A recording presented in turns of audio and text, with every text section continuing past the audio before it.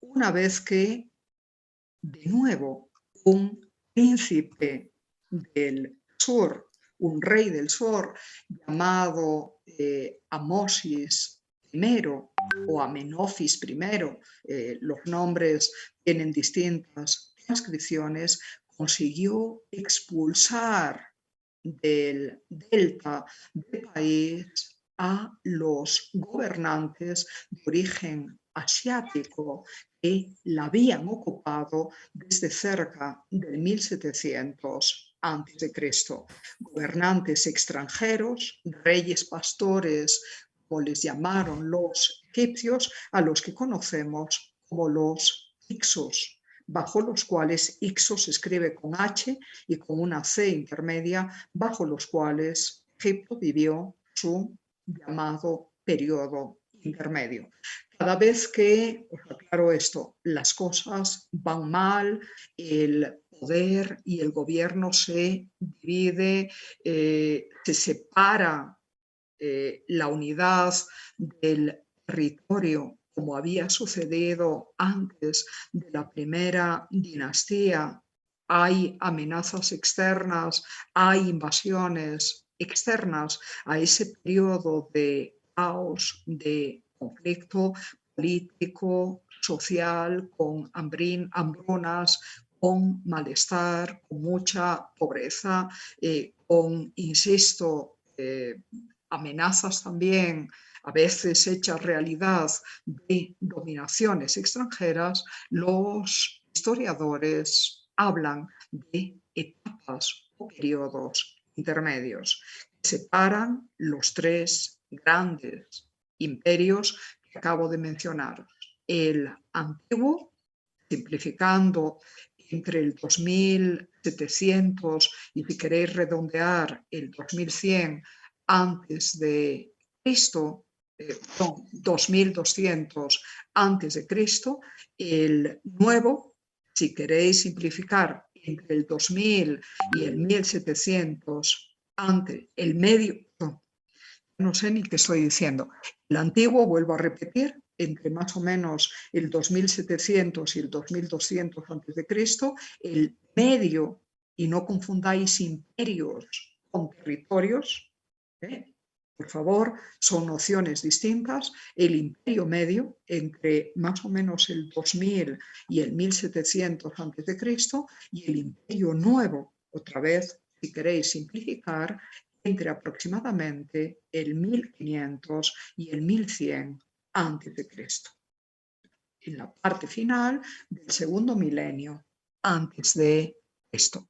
Después de ese imperio nuevo, conoció el gobierno de las dinastías 18, 19 y 20, que tuvieron la capital en Tebas y bajo las cuales se construyeron los grandiosos santuarios dedicados al dios Amón, en principio una divinidad local, una divinidad tebana y del Alto Egipto, pero a partir de la dinastía 18 y de la fundación del imperio nuevo, el dios universal de todos los egipcios, asimilado al viejo dios solar Ra, al que se adoraba ya en el imperio antiguo en un templo ubicado en las cercanías de Menfis, en una ciudad a la que los griegos luego conocieron como Heliópolis, quiere decir precisamente la ciudad del sol. Eso quedaba por aquí. ¿De acuerdo? Pues bien, con el imperio nuevo, la capital se trasladó al sur, eran reyes del sur y siempre fueron, fijaros, gobernantes del sur los que tuvieron la iniciativa para reunificar todo el territorio, darle todo su poderío, y será ese tiempo, como os decía, cuando se construyeron los grandes santuarios de Karnak y de Luxor. Aquí los veis muy separados. En realidad, los dos templos están en la capital del país, que fue Tebas, y entre ellos solo hay unos 3 kilómetros de distancia. Así que Tened mucho cuidado con los puntitos porque también al que los puso a veces se le va la mano y aquí Menfis aparece en la orilla occidental del río Nilo cuando en realidad está en la orilla este por las razones que os expliqué antes. Y a ese periodo del Imperio Nuevo pertenecen también las tumbas reales excavadas en la roca y bajo tierra a manera de hipogeo que conocemos dentro del llamado Valle de los Reyes, tumbas para los monarcas gobernantes, o el Valle de las Reinas, que se concebieron para las consortes reales, para las esposas precisamente de los reyes. Vuelvo a repetiros, parecería que están muy separadas. Todo esto queda en la misma zona desértica y pedregosa de Deir el-Bahari. Queda a unos 8 kilómetros hacia el oeste de la capital.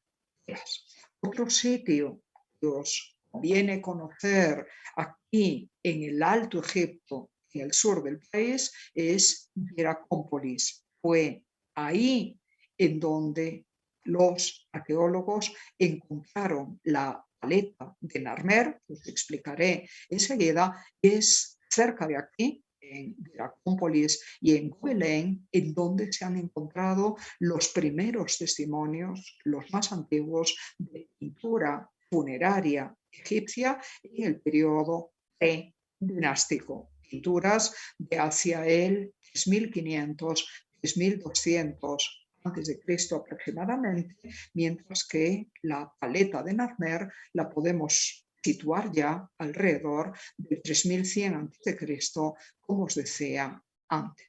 Y para acabar de explicar los nombres de este mapa, tengo que referirme en las tierras del Egipto Medio. Esto está mal escrito, aquí pone Alto Egipto, esto es el Egipto Medio a el Lajón o Ajón, en donde los faraones del Imperio Medio mandaron construir sus tumbas y algunas ciudades del otro lado. Y también es aquí, un poquito más al sur, pero insisto, dentro del Egipto Medio, en donde están los acantilados de Beni Hassán, mirando al río Nilo, mirando a Poniente, en donde se enterraron algunos de los nobles más poderosos del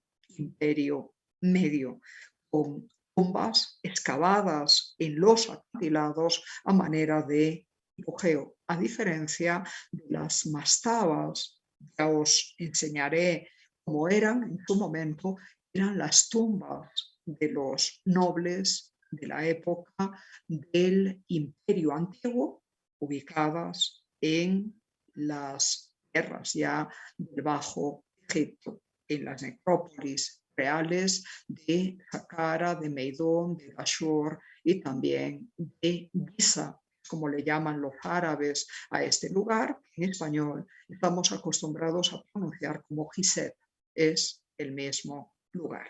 ¿De acuerdo? Estos son entonces los nombres de los sitios y veis marcado aquí también en el territorio del Egipto Medio, Aketon es la ciudad en honor al dios Atón, el dios absoluto, el dios único, el dios universal que pretendió suplantar el panteón de divinidades egipcias previas bajo el gobierno del rey, que decidió llamarse a sí mismo Akenatón, el que es grato ante los ojos de Atón, y que antes de cambiarse a ese nombre en honor a su dios único, en el cual contó la ciudad que veis mencionada aquí, se había conocido como Amenofis IV, el hijo de Amenofis III. ¿De acuerdo? De eso ya os hablé un poquito en las clases de sociología del arte. Os muestro el mapa para que os ubiquéis correctamente. Así que antes de empezar la explicación de las obras, queda por favor bien entendida la diferencia entre Alto, Medio y Bajo Egipto a Imperio Antiguo, Imperio Medio e Imperio Nuevo. ¿Queda entendida esa diferencia, por favor? Sí, doctora. Okay. Sí, doctora. Lo primero, acordaros, lo primero es un asunto puramente geográfico y orográfico. El Alto Egipto es el Egipto montañoso, más alto. El Bajo Egipto es el Egipto más llano, allá por donde el río Nilo, insisto, se va bifurcando y creando una serie de bocas en el delta, en donde, por cierto, mucho tiempo después, Alejandro Magno fundó su propia capital del país, una ciudad en honor a él y bajo la dinastía de su sucesor local ahí, el general griego macedonio Ptolomeo, conocemos como la dinastía ptolomaica, y esa capital fue Alejandría, la ciudad de Alejandro. Fijaros como, por cierto, cerca de Alejandría fue en donde algunos miembros del ejército del emperador francés Napoleón Bonaparte descubrieron la piedra llamada de la Roseta. Se llama porque la encontraron en este sitio llamado Roseta, una pieza arqueológica fundamental y clave para descifrar el lenguaje escrito de los antiguos egipcios, el lenguaje de los jeroglíficos. En español le decimos así, es decir, de la escritura sagrada. Hieros, y también se puede escribir con H, hieroglífico o jeroglífico, hace referencia a los signos sagrados. La escritura se empezó a desarrollar en esta tierra de Egipto por parte de los sacerdotes ligados al culto del dios Ra entre el 3500 y el 3200 antes de Cristo. Y luego ya en forma más continuada para los documentos oficiales palaciegos y para todos los textos sagrados y funerarios a partir de la primera dinastía egipcia.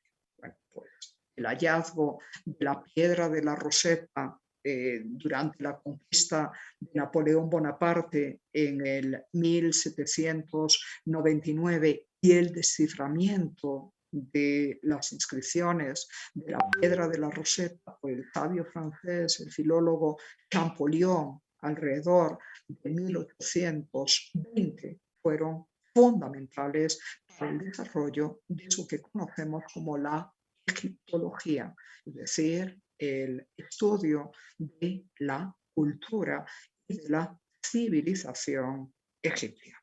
Una civilización que,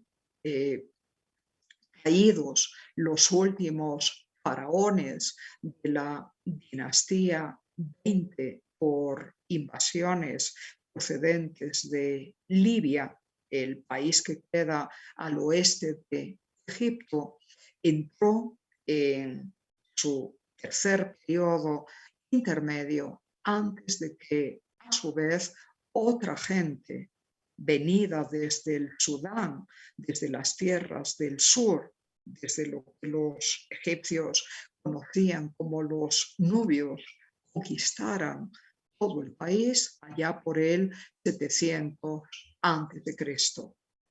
Con ellos se implantó la dinastía Kushita, dinastía de gobernantes procedentes del país de Kush, que queda, insisto, en el actual Sudán, la antigua Nubia. Son términos equivalentes, por cierto. Y después de eso, tras una breve independencia, sucedió lo que ya conocéis por mis explicaciones del mundo mesopotámico, Egipto fue invadido por los asirios primero, luego por los, acordaros también, persas, con el hijo de Ciro, Cambises, y todo eso, todo este periodo de invasiones y de dominios sucesivos por gentes extranjeras es llamado periodo de la Baja Época. Apenas os enseñaré ejemplos del arte local, pero os conviene conocer su existencia hasta que finalmente en el 331 a.C. y tras haber derrotado al rey Darío III de Persia, Alejandro con su ejército llegó a Egipto y tras la muerte de Alejandro en Babilonia en el 323 a.C., como os decía, Egipto pasó a ser gobernado por una dinastía de origen griego, la dinastía ptolomaica, que le controló, le gobernó por unos cerca de 300 años. ¿Alguien sabe el nombre de la última reina griega de Egipto? Cleopatra, creo que era. Cleopatra VII. Hubo otras Cleopatras antes de ella y quizás por películas como la de Marco Antonio y Cleopatra, protagonizada por, recordaros, Liz Taylor, y por su esposo, sepáis que el final de Cleopatra y de su amante, el general romano Marco Antonio, estuvo motivado por su enfrentamiento con otro general romano prestigioso, sobrino nieto, heredero de Julio César, primer amante, por cierto, de la egipcia griega Cleopatra, que fue Octavio César Augusto. El enfrentamiento naval de las tropas de Octavio con las tropas de Marco Antonio en la batalla de Actium marcó el final de la dinastía ptolomaica y marcó también el inicio de la dominación romana de Egipto. Así que fijaros cuántos pueblos distintos pasaron por ahí en el transcurso del primer milenio antes de Cristo, y con todo la civilización egipcia supo mantenerse sólida, firmemente conservadora de sus principios y valores heredados de los primeros tiempos dinásticos y de la época gloriosa de sus tres imperios, caracterizada por el sentido de dignidad, el gusto más bien escaso por los cambios. Vais a notar como el arte egipcio es muy fácil de identificar y de separar de cualquier otro estilo artístico contemporáneo, y ya veréis cómo, a pesar de mucho tiempo transcurrido por esta civilización, apenas hay diferencias entre las esculturas que se pudieron hacer en la época kushita o en la época saíta de las dinastías 25 y 26, allá por el 700 o el 600 antes de Cristo, o lo hecho ya en Egipto en la época del Imperio Antiguo, de la tercera dinastía, allá por el 2700 o 2600 antes de Cristo. Eso hoy en día nos sigue asombrando y fascinando. El carácter profundamente conservador, buscando la permanencia, lo perenne, la solidez, la estabilidad de ese arte egipcio. Un arte al servicio fundamentalmente de la religión y del culto a los muertos. Decía también un historiador griego Diodoro Sículo en el siglo I ya de la era cristiana, que las casas construidas con adobes o con ladrillos eran simples refugios pasajeros para los egipcios. Las tumbas eran sus moradas permanentes, eran sus casas definitivas. En la construcción de la tumba y en la decoración de la misma invirtieron los nobles egipcios lo mejor de sus ahorros a lo largo de todo el tiempo, porque a esta civilización y a sus gentes les preocupaba mucho más el mundo del más allá, el destino de su espíritu o que lo que pudiera suceder a su cuerpo mortal en vida.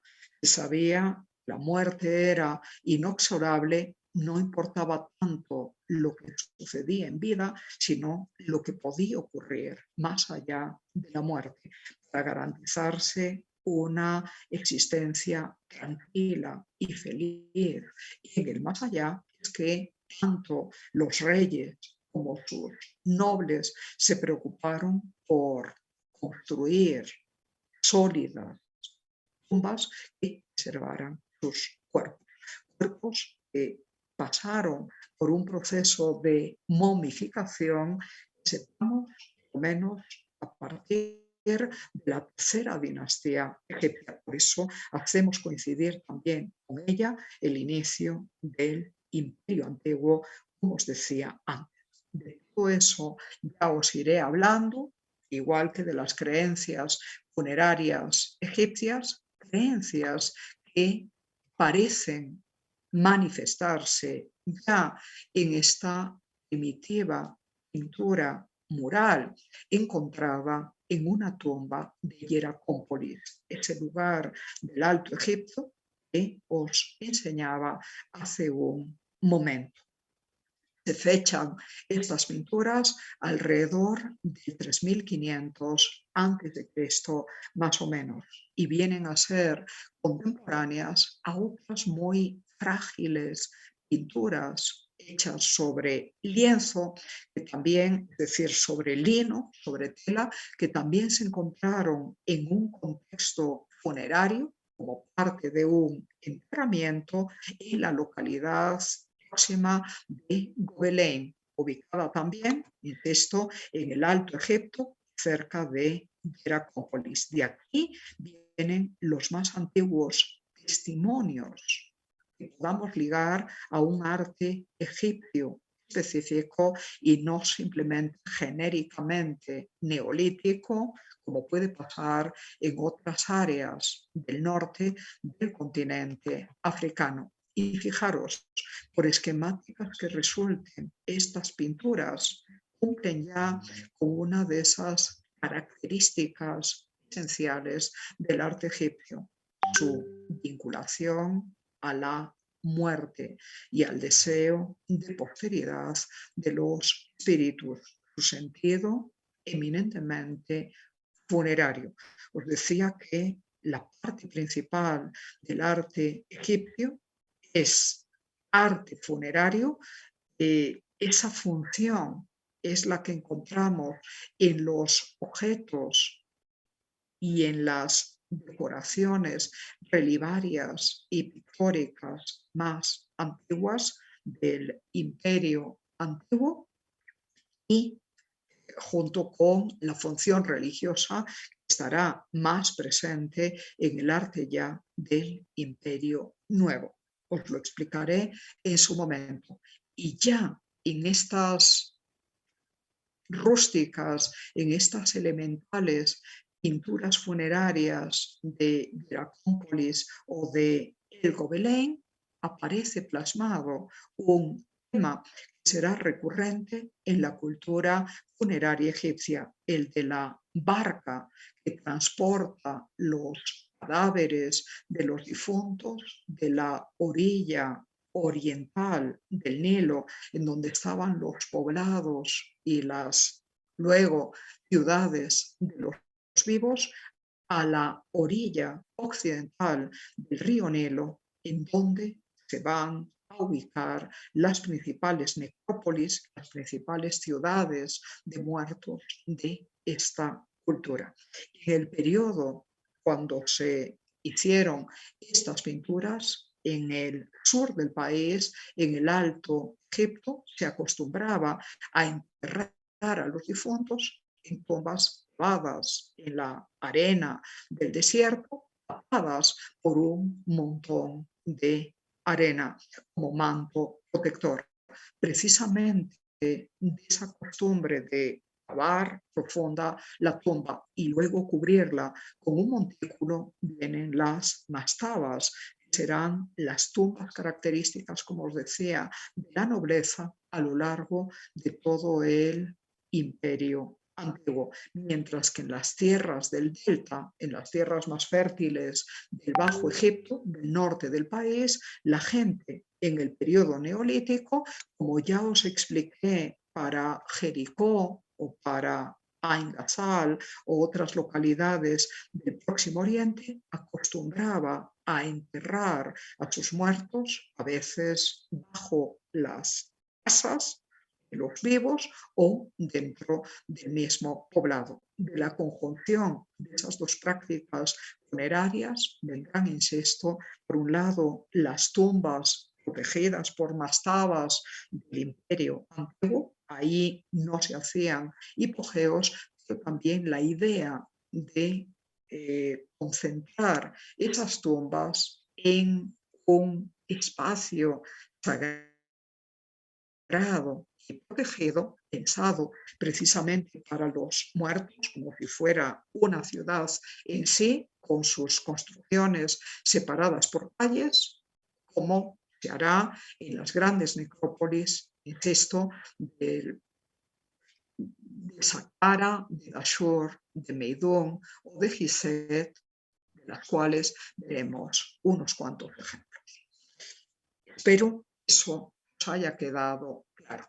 Y veis en esta pintura, que es pintura de pared aplicada a una tumba, tres barcas muy esquemáticamente plasmadas con sus camarotes en negro y unas mujeres con faldas largas y blancas separando mucho los brazos para mostrar su duelo. A estas mujeres las llamamos plañideras y ya veréis como en los hipogeos del Imperio Nuevo, en las tumbas de las dinastías 18, 19 y 20, entre el 1500 y el 1100 a.C., serán una temática bastante recurrente. Fijaros, no están presentes aquí, hacia el 3500, 3000 quizás 300 antes de esto. Lo que cambia obviamente es la manera de representar a esas mujeres que estiran los brazos en señal de lamento y llorando por sus muertos. Por eso las llamamos plañideras. Más tarde las veréis con cuerpos esbeltos, vestidos con cabellos largos y una línea de contorno perfectamente pormenorizada, detallada. Aquí las veis muy esquemáticas, marcadamente geometrizadas, como el resto de los animales domésticos. Aquí tenéis cabras o salvajes, veis antílopes y veis leones que aparecen dispersos por toda esta superficie, precisamente viendo las cosas así. ¿Qué os puede, y tengo que disminuir el tamaño de la foto para que veáis la composición mejor, qué tipo de arte recuerda todo esto? Analizando todo lo que habéis visto conmigo hasta ahora. ¿Os recuerda al arte sumerio? ¿Recuerda al arte acadio ¿O recuerdan estilos artísticos anteriores a esos? A ver, necesito que participéis. Anteriores. ¿Y como cuáles? A ver, haz memoria. Habéis hablado de ellos en el examen previo.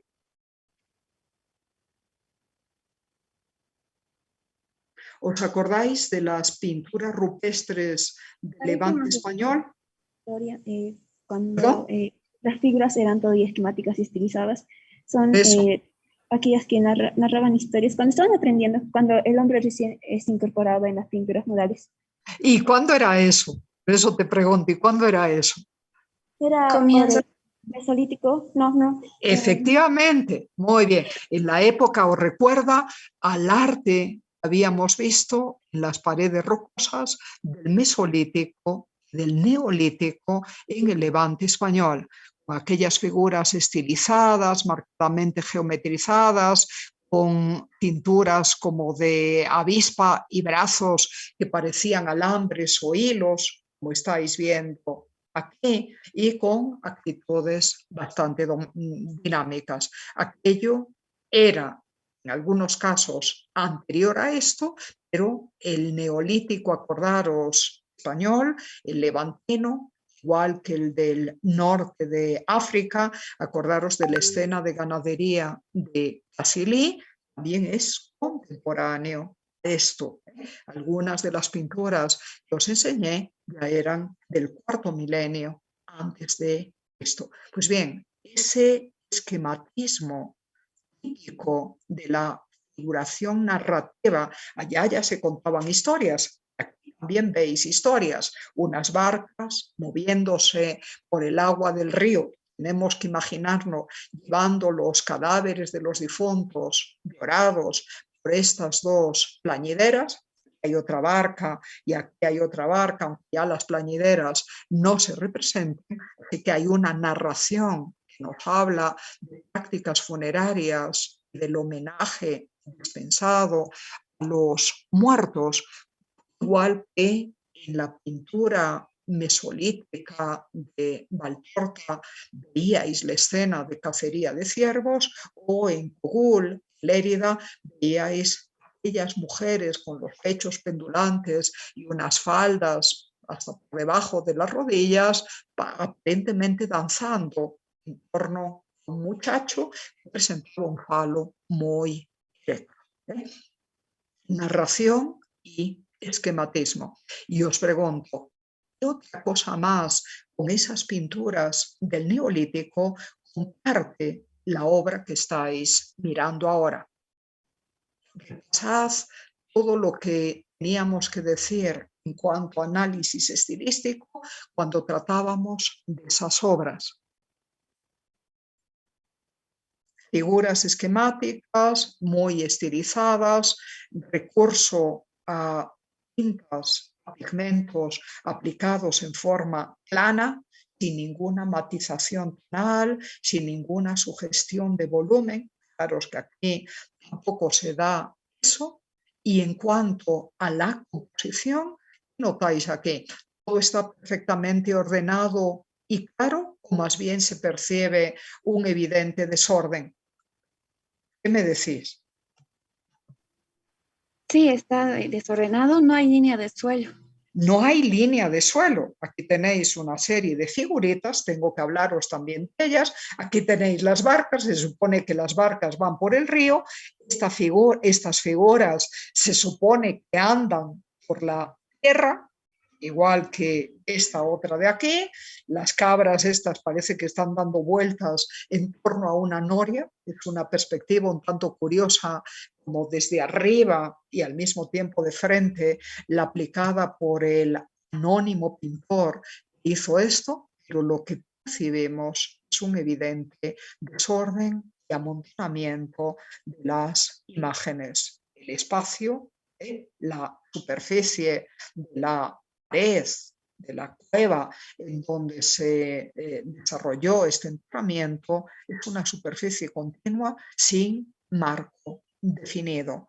Y al igual que no hay un marco definido, tampoco hay una línea de suelo. Fijaros, son características del arte prehistórico, son características del arte anterior al inicio de la escritura y de las grandes civilizaciones. Esto no se parece para nada a lo que veíais en el jarrón de alabastro de Uruk dentro de la cultura antigua sumeria o lo que visteis unos siglos después en el estandarte real de Thor.